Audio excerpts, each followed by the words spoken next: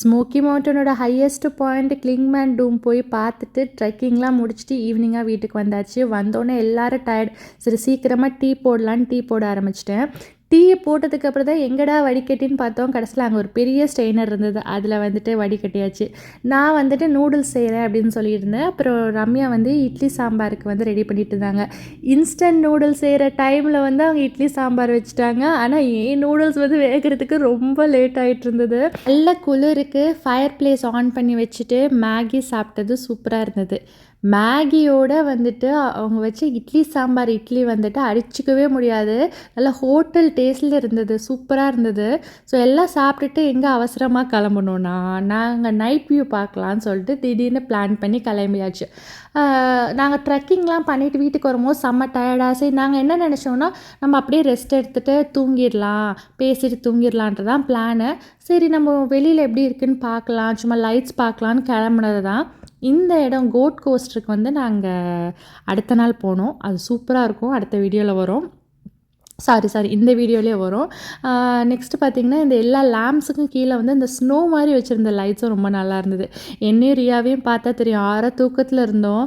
ஆனால் ஒன்ஸ் இந்த ஐலாண்ட் இடத்துக்குள்ளே போனோன்னே அப்படியே டோட்டலாக நாங்கள் மாறிட்டோம். எப்படின்னா தூக்கத்தில் இருந்த நாங்கள் வந்து செம்ம ஆக்டிவாகிட்டோம். ஏன்னா இது மாதிரி லைட்ஸ் ஆக்டிவான ஏரியா எனக்கு ரொம்ப பிடிக்கும், ரியாக்கும் பிடிக்கும். பார்க்கிங்க்கு தான் ரொம்ப தூரம் போயிட்டுருந்தோம். அடடா நம்மளை நைட்டு நடக்க விட்டுருவாங்களோ அப்படின்னு நான் யோசிச்சுட்டு இருந்தேன். நல்ல வேலை ட்ராம் ஸ்டாப் இருந்தது. ஸோ நம்ம பார்க் பண்ணிவிட்டு அந்த ட்ராம் ஸ்டாப்பில் வந்துட்டால் அந்த மெயினான இடத்துக்கு அழைச்சிட்டு போகிறதுக்கு ட்ராம் இருந்தது. ஸோ பார்த்திங்கன்னா ரொம்ப தூரம் தான், வாக்கபிள் டிஸ்டன்ஸ் தான். நிறைய பேர் வாக் பண்ணி ஷாப்பிங் பார்த்துட்டு போகிறாங்க. பட் ஆனால் நாங்கள் ட்ராம்லேயே போகலான் இருந்தோம். ஏன்னா குட்டீஸை வச்சுட்டு அவ்வளோ தூரம் நடக்க வேணாம். ப்ளஸ் வந்து குளிர், செம்ம குளிர். ஏன்னா நாங்கள் 8:30 கிட்ட தான் நாங்கள் வந்தோம். 11 o'clock வரையும் இது ஓப்பனில் இருக்கும். அதனால் ட்ராம்லேயே போயிடலான்னு சொல்லிட்டு ட்ராமுக்கு வெயிட் பண்ணோம். ட்ராமோட ஃப்ரீக்வன்சியும் வந்துட்டு டீசெண்டாக தான் இருந்தது. ஒரு 15 minutes to 20 minutes ஒன்ஸ் ஒரு போட்டது யூஎஸ் ஃபீலே கிடைக்குது. அதுவும் நான் ஸ்னோமேன் ஃபீலிங்கில் இருக்கு. ரியாவை ஜாக்கெட்டுக்குள்ளே போட வைக்கிறது ரொம்ப கஷ்டம். அவளுக்கு இந்த ஊர்லேயே பிறந்த பிள்ளைன்னு நினப்பா என்னன்னு தெரில. என்ன குளிர் இருந்தாலும் அந்த ஹூடி மாட்டுறது கஷ்டம் அவளுக்கு. அவளை வந்து எப்படியாவது நாங்கள் வந்து சமாளித்து ஹூடி போட்டுக்கணும், கோட்டு போட்டுக்கணும், இல்லை இன்ஸ்பெக்ஷனில் வந்து பிடிச்சிருவாங்க அப்படி இப்படின்னு நாங்கள் மிரட்டி தான் வந்துட்டு கோட்லாம் போட வைப்போம். எனக்கு தான் பக்குன்னு இருக்கும் குளிரில் வந்து பிள்ளைக்கு எதாவது ஆயிருமோன்னு சொல்லிட்டு. ஆனால் அது குளிரில் நல்லா சுற்றிட்டுருக்கோம். ஸோ நினைப்பேன் எனக்கு தான் குளிர்து போல் இருக்குது, அவளுக்குலாம் குளிரவே இல்லை போல் இருக்குதுன்னு நினைப்பேன். ஸோ பார்த்திங்கன்னா நிறைய ட்ராம் ஸ்டாப்ஸ் இருக்கும். நீங்கள் எந்த இடத்துல கார் பார்க்கிங் இருக்கோ அந்த இடத்துல வந்து காரை பார்க் பண்ணிவிட்டு பக்கத்தில் இருக்க ட்ராம் ஸ்டாப் வந்துட்டிங்கனாலே ட்ராம் வரும். நம்ம ஏறி நம்ம மெயினான இடத்துக்கு போயிடலாம். குளிர்லாம் இல்லாமல் இருந்திருந்தா இந்த லைட் போட்ட பிரிட்ஜில் வாக் பண்ணி ஒரு ரீல்ஸ்லாம் எடுத்திருந்தா நல்லா இருந்திருக்கும். பட் ஆனால் பயங்கர குளிர், அதெல்லாம் ட்ரை பண்ண முடியல.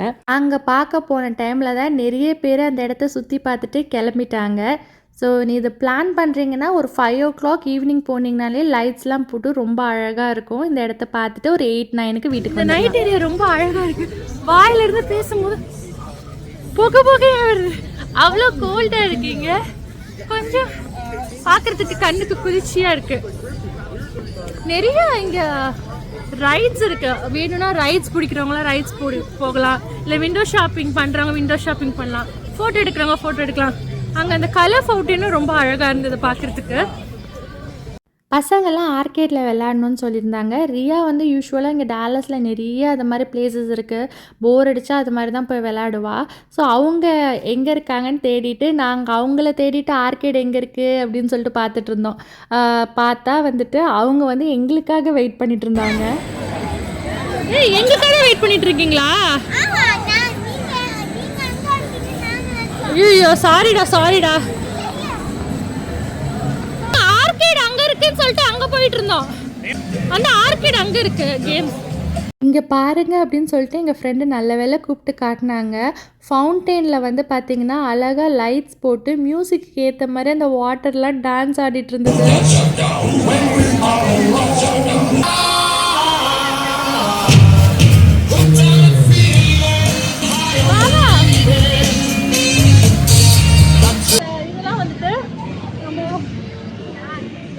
ரிலாக்ஸா உட்காந்து இப்படி ஆடிக்கலாம்.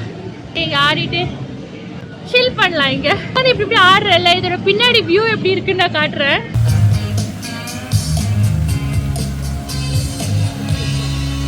பேசுனா வாயில இருந்து பொக்க பொக்கையா வருது.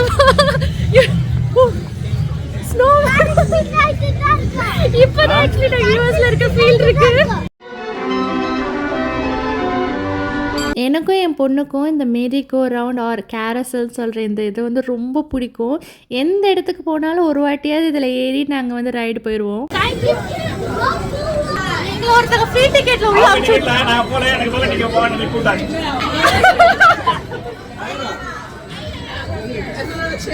Hey guys, welcome to Ria Vlogs. நாங்கள் ரைடுக்கெலாம் போகும்போதே நைட்டு 10 ஆகிடுச்சு. லிட்டரலி க்ளோசிங் டைம் 11 அப்போது ஒருத்தவங்க கிட்டே நாங்கள் டிக்கெட் எங்கே எடுக்கணும்னு சொல்லிட்டு இந்த ரைடு பக்கத்தில் கேட்கும் போது என்கிட்ட குரூப் டிக்கெட் இருக்குது, நாங்கள் போகல, எங்களுக்கு பதிலாக நீங்கள் போங்கன்னு சொல்லி நல்ல மனசு பண்ணி அமுச்சு விட்டுட்டாங்க அந்த ரைடுக்கு. அதுக்கப்புறமா சரி நாங்களும் போங்கன்னு சொல்லும் போது நோ அப்படிலாம் சொல்ல முடியாதுன்னு சொல்லிட்டு தேங்க்யூன்னு சொல்லிட்டு போயிட்டு வந்தாச்சு. அதுக்கப்புறமா போயிட்டு ஒரு 3 ரைடுக்கு டிக்கெட் எடுத்திருந்தோம். லிட்ரலி பார்த்தீங்கன்னா யாருமே இல்லை. சரி ரியாவுக்கு வந்து கம்பெனி கொடுக்கலான்னு நான் இந்த ரைடில் அவங்க கூட போயிருந்தேன். நம்ம விஜிபிலலாம் கப்பன் சாசர் கேம் இருக்கும்ல, அது மாதிரி இருக்கும். ஏன்னா ரியாவுக்கு வந்து வேகமாக சுற்றுற கேம்லாம் ரொம்ப பிடிக்கும். சுற்றி இப்படி இடிக்கும்ல, அந்த கேம்லாம் பிடிக்கும்னு சொல்லிட்டு போனால் இது நல்ல தூக்கம் வர டைமில் தாலாட்டு பாடுற மாதிரி மெதுவாக சுற்றி முடிஞ்சிருச்சு. அவள் என் ஃபேஸை பார்த்தா இதுதான் சூப்பரான கேம்னு சொன்னியா மம்மி அப்படின்னு சொல்லிட்டு நானும் வந்துட்டு அப்படியே ரியாக்ஷனை கண்டும் காணாமல் இரு நான் உன்னை ஹாப்பி ஸ்விங்கில் அழைச்சிட்டு போகிறேன், அது நல்லா வேகமாக போகும்னு சொல்லிட்டு இந்த ஸ்விங்கில் வந்து அவளை அமுச்சு விட்டோம். பார்த்தீங்கன்னா இவள் மட்டும்தான் ஆடிட்டு இருக்கா. பின்னாடி இருக்க ஃபெரி வீல் பார்த்திங்கன்னா ரொம்ப நல்லா தான் இருந்தது. பட் ஆனால் அது ஒரு பர்சனுக்கான டிக்கெட்டே ரொம்ப காஸ்ட்லியாக இருந்த மாதிரி இருந்தது. I think so $15 to $20 per person நினைக்கிறேன், கரெக்டாக தெரியல. ஸோ இந்த இடத்துக்கு வந்தீங்கன்னா நீங்கள் வந்து ஒரு 5 மணிக்கு இல்லை 4:30 மணிக்கு 5 மணிக்கு வந்துட்டிங்கன்னா டே பாஸ் எடுத்துருக்கேன். ஸோ டே பாஸில் வந்து உங்களுக்கு எல்லா ரைடும் போய்க்கலாம், எத்தனை தடவை வேணால் போய்க்கலாம், இன்க்ளூடிங் இந்த ஃபெரி வீலுக்கும் போகலாம். உங்களுக்கு வந்து வேல்யூபிளாக இருக்கும். நாங்கள் ஸ்பெண்ட் பண்ண அந்த 2 ஹார்ஸ்க்கு வந்து அந்த டே பாஸ் வர்த்து இல்லைன்னு சொல்லிட்டு எடுக்கல. ஸோ ஒரு 3-4 ரைடுக்கு மட்டும் டிக்கெட் எடுத்துகிட்டு போயிட்டு வந்துட்டோம். கிறிஸ்மஸ் ட்ரீ லைட்டிங்ஸ்லாம் சூப்பராக இருந்தது. இந்த இடம் பார்த்திங்கன்னா lighting, shopping, dining plus games அப்படின்னு சொல்லிட்டு ஒரு ஃபுல் ஃபன் பேக்கேஜாக தான் இருந்தது.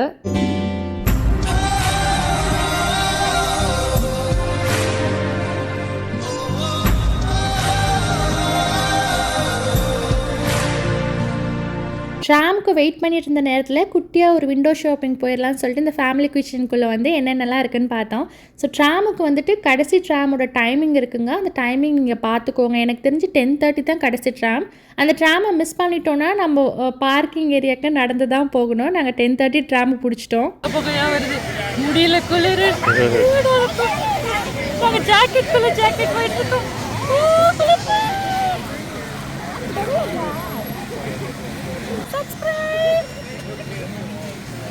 ட்ராமுக்குள்ளே நோ ஸ்மோக்கிங் போர்டு போட்டிருந்தாங்க. Fine sir fine.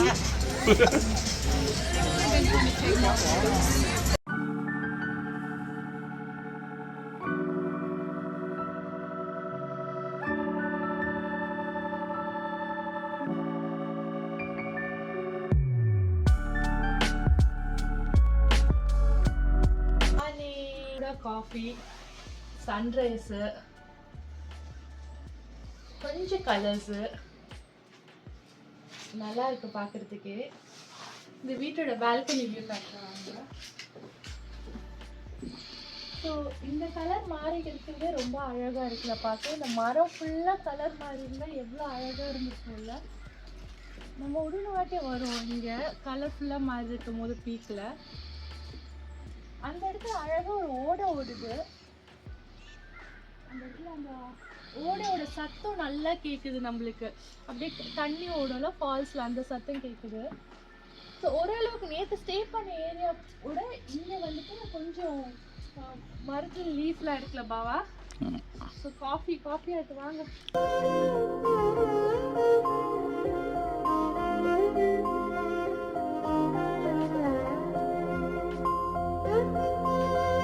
நல்லா யோசிச்சு பார்த்தீங்கன்னா நம்மளோட லைஃபே ஒரு அழகான மூவி மாதிரி தான். நம்ம என்ன பண்ணுறோன்னா ஃப்யூச்சரை பற்றியோ இல்லை பாஸ்ட்டை பற்றியோ நினச்சி கவலைப்படுறதுனால ப்ரெசண்ட்டில் இருக்கிற அந்த அழகான தருணங்களை மிஸ் பண்ணிவிட்டு அந்த சந்தோஷமான மூமெண்ட்டே நம்ம வந்து செரிஷ் பண்ண மாட்டோம். நான் ரீசெண்டாக என் லைஃப்பில் கற்றுக்கிட்ட ஒரு விஷயம் என்னென்னா, எதுவே நடக்கட்டுமே இந்த மூமெண்ட்டில் இருப்போம். நிச்சயமே இல்லாத ஒரு லைஃப், அதாவது நம்ம வாங்குகிற ப்ரெஷர் குக்கருக்கு கூட ஒரு 6 மாதம் கேரண்டி இருக்குது, ஆனால் நம்ம லைஃபுக்கு கிடையாது. ஸோ இந்த நாள் மட்டும்தான் நிச்சயம், ஸோ இந்த நிமிஷம் மட்டும்தான் நிச்சயம்னு வாழ கற்றுக்கிட்டு இருக்கேன். பிகாஸ் பகல் இரவு மாதிரி தான் எல்லாரோட லைஃப்லேயும் ஹாப்பினஸும் இருக்கும், அதே மாதிரி ஒரு கஷ்டமான சூழ்நிலையும் வரும். ஸோ நான் வீடியோவில் என்னோடய கஷ்டமோ இல்லை வந்து நான் கோ த்ரூ பண்ணுற ஸ்ட்ரகுள்ஸையோ புலம்பி உங்களோட மூடையும் ஸ்பாயில் பண்ண விரும்பல. ஸோ எந்த தருணங்களை நான் என்ஜாய் பண்ணுறேனோ அதை மட்டும் கேப்சர் பண்ணி உங்களுக்கு பார்க்கும் போதும் கொஞ்சம் ப்ளீஸிங்காக இருக்கிற மாதிரி ஒரு வீடியோ மேக் பண்ணுன்றது தான் என்னோடய ஐடியாலஜி. ஓகே, பிரேக்ஃபாஸ்ட் என்ன பண்ணணுன்னு பார்த்துடலாமா? நான் வந்துட்டு ஃப்ரெஞ்ச் டோஸ்ட் பண்ணிகிட்டு இருந்தேன். ஃப்ரெஞ்ச் டோஸ்ட்டுக்கான ஒரிஜினல் ரெசிபி அன்றைக்கி தான் கற்றுக்கிட்டேன். இவ்வளோ நாள் நான் வீட்டில் பண்ணது ப்ரெட் ஆம்லேட்டுன்னு சொல்லிட்டு அன்றைக்கி தான் தெரிஞ்சது. ஸோ எங்கள் கூட வந்திருந்த ஒரு ஃப்ரெண்டு வந்துட்டு ஃப்ரெஞ்ச் டோஸ்ட்டுக்கு இவ்வளோ சுகர் போட்டுன்னு சொல்லும் போது, ஓ அப்படியோ அப்படின்னு சொல்லிட்டு அன்றைக்கி தான் தெரிஞ்சது. ஃப்ரெஞ்ச் டோஸ்ட்டுக்கான ஒரிஜினல் ரெசிபி அன்றைக்கி ட்ரிப்பில் கற்றுக்கிட்டாச்சு. சூப்பராக வந்திருந்தது ஃப்ரெஞ்ச் டோஸ்ட். ஒரு ப்ரெட் பேக்கெட் ஃபுல்லாகவே ஃப்ரெஞ்ச் டோஸ்ட் போட்டாச்சு. ஸோ எல்லாருமே ஃப்ரெஞ்ச் டோஸ்ட் சாப்பிட மாட்டாங்க சொல்லிட்டு ரம்யா வந்துட்டு திருப்பி வந்துட்டு இட்லி சாம்பார் வச்சுட்டாங்க. அவங்க வந்து புளி சாதம் மதியானத்துக்கு கிளறிட்டு இருந்தாங்க. நான் வந்து ஃப்ரெஞ்ச் டோஸ்ட் போட்டோன்னே தோசை ஊற்ற ஆரம்பிச்சாச்சு. ஸோ இட்லி சாம்பார் நெக்ஸ்ட்டு வந்துட்டு தோசை போட்டாச்சா, ஃப்ரெஞ்ச் டோஸ்ட் இருக்கா, கொஞ்சம் ஸ்க்ராம்பிள்ட் எக் பண்ணோம்.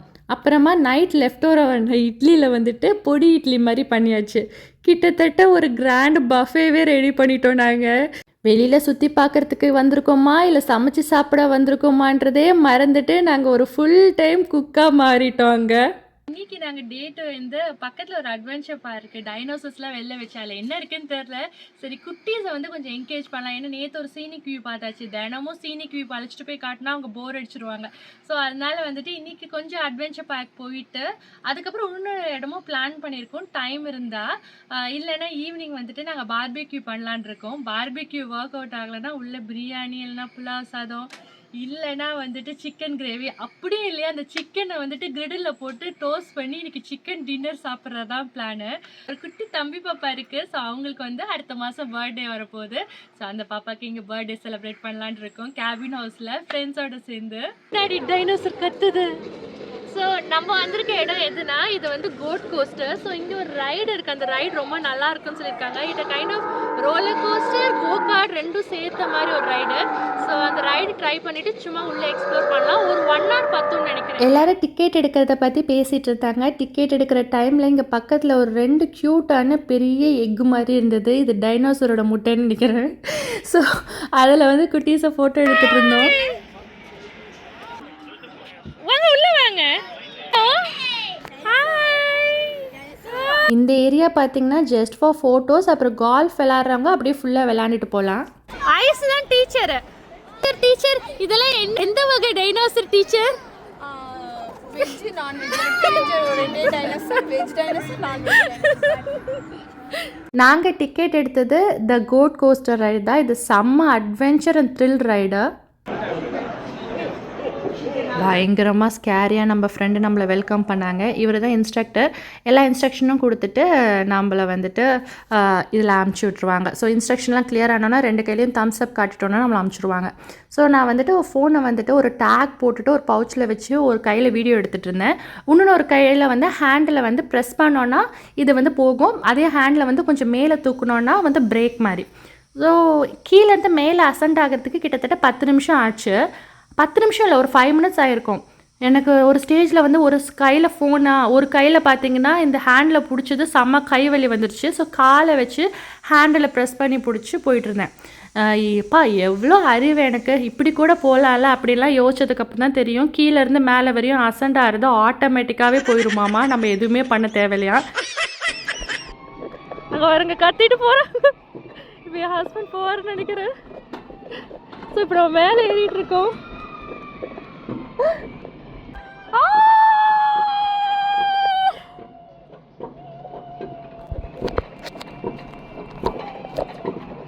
கத்திட்டே போறாங்க. ஓகே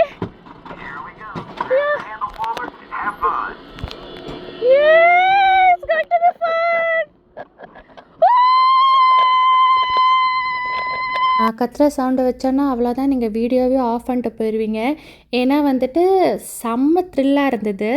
ஒரு கையில் வந்து நான் வந்து அந்த பிரேக்கை வந்து ஹேண்டில் பண்ணணும், இன்னொரு கையில் வந்து வீடியோ எடுத்துகிட்டு இருந்தேன்.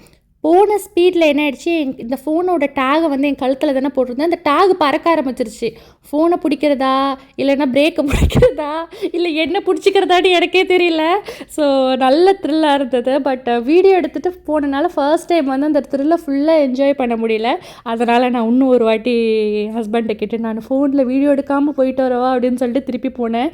எப்போ முடியும்னு யோசிக்கிறதுனா கூட அது முடியாமல் போயிட்டே இருந்தது. ரோலர் கோஸ்டரோட ஒரு பெஸ்ட்டான ரைடு தான் இது. So must try. ஆனால் வந்துட்டு நீங்கள் வந்து ஊபர் மவுண்டன் போகிறீங்கன்னா இந்த கோட் கோஸ்டருக்கு போகாதீங்க. ஏன்னு சொல்லிட்டு அடுத்த வீடியோவில் சொல்கிறேன்.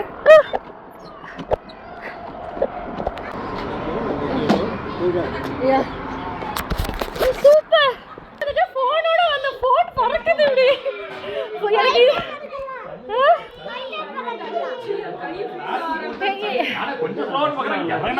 ஸோ அடுத்து வந்து நாங்கள் ஊபர் மவுண்டனுக்கு போனோம். அட்டகாசமான இடங்க. ஸ்மோக்கி மவுண்டன்லேயே எனக்கு ரொம்ப மெமரபிளான இடம் அதுதான். அதோட வீடியோ நெக்ஸ்ட் பார்ட்டில் வருது. ஸோ இந்த வீடியோவில் எது பிடிச்சிருந்ததுன்னு கமெண்ட் செக்ஷனில் சொல்லுங்கள். அப்படியே அடுத்த வீடியோ பார்க்க சப்ஸ்கிரைப் பண்ணிடுங்க.